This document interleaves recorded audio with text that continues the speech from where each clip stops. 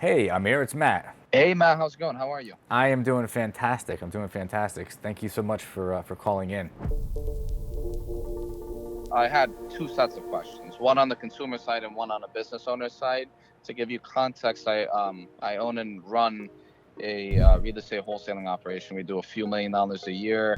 We haven't really given it too much focus on what we should be doing on our side to protect customer information because that's handled by a third party, a title company that facilitates our transactions. But I was curious to know, in the capacity that my business is operating, if there was any measures I should have in place. But before I get into that, I would like to ask on the consumer side, because I'm really curious to hear what you have to say about, Web3, this crypto, NFT. What is it that consumers should be doing to protect themselves? Because I'm invested in a few cryptos myself, and I have a virtual wallet. I don't know what any of that means. Wow, that's a broad question. I think. Tell me if I'm hearing you right. So you're saying if you own crypto, how to protect yourself from having that stolen? Correct. Yeah. What measures Oh, should? okay. Yes. Okay.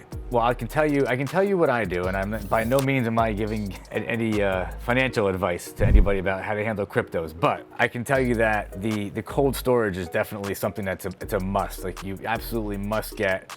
I mean, what is it in plain English? Like a little USB drive that you stick into the side of your computer. It's highly secure though. You can go on Amazon. You can pick one of those up, but you really shouldn't leave your crypto on an exchange. You should take it off unless you're trading, unless you're you're moving it in and out on a regular basis. If you're just holding it, then you definitely should get it off the exchange, put it on cold storage. That's what I do. I have 3 different ones. But yeah, 100%. And you hear stories all the time about people who have just enormous amounts of crypto, of tokens, and they just get breached. I mean, they could be on any one of these exchanges, they get breached. So also on the exchanges, side note, make sure you have multi-factor authentication turned on.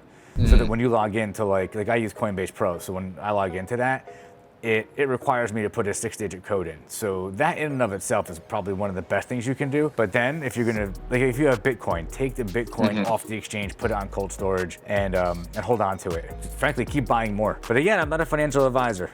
Just giving you, Oh, not telling you at what I all. do. No, that wasn't financial advice. That's actually great advice, because what I got from that is part of what cybersecurity is creating obstacles from obviously someone, stealing from you, and creating obstacles from you making emotional decisions on an impulse. So that's awesome advice, brother. I appreciate that. Let me ask this, because I remember growing up, every single computer, that you would buy back in the day would come with one of those Norton antivirus CDs or the McAfee Sure. CDs. What's the new, like, because I haven't downloaded anything on my computer for like the last few years. I run on a Mac, and maybe I'm being misled to believe that a Mac can't be hacked. That's what I was told before. But what is it that every computer needs to have today to protect itself against, any type of hacking, bank accounts, passwords, things like that? Yeah, that's a fantastic question. Actually, I'm really glad you asked that. So, look, a Mac can be hacked. There's no question a Mac is a safer operating system, but it definitely is not something that you should be like, oh, I don't have to do anything.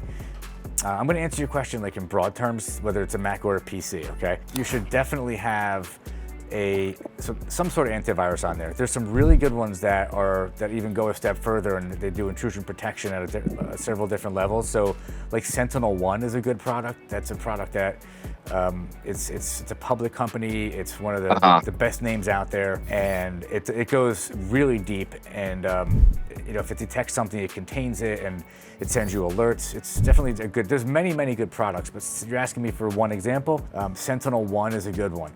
I would tell you that you want to have a broad range of tools in place. So you want to have that, but you also want to have multi-factor. So let's say that you're on your computer, maybe you're using Office 365 for your email. You want to make sure you have multi-factor authentication turned on for email.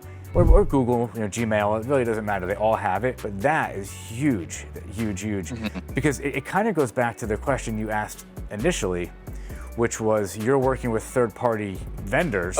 Yeah, correct. Yeah, right? And so when it comes to accountability, like there's a gray area there. Well, you might want to say to those third-party vendors the same thing. It's the same question you're asking me about the computers. Like, what do you have in place? Everybody needs to have the same core security measures in place that are just assumptions. While you're not them, you're relying on them. And because you rely on them, your customers rely on the fact that you're relying on them.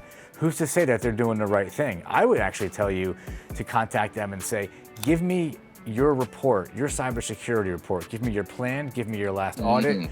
Tell me what you're doing because I'm using your software.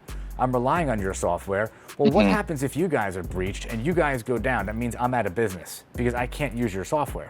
So I would definitely tell you to speak with them. And if they don't have good solutions in place, I would question, whether it's you have to balance, right? For your business, is that a risk you're willing to take? If you're doing a few million now, but now let's say you bump up to 10 million, 20 million, 30 million, and you're still, using that platform, you're still using that third party, and they're not accountable.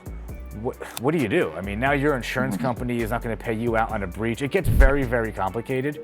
Of course, I would use the word accountability, and I would tell you to hold them accountable, and they should have no problem giving you answers because companies like that, they expect to be held accountable. Does that all make sense? Oh, absolutely. Thanks for the call, man. I really appreciate it. Absolutely. And one last thing, I'm not a cybersecurity expert, but I will state the obvious. Don't put your first and last name as your password, guys. That's not a good password. Practice common sense, like you said, Matt. Or welcome 101.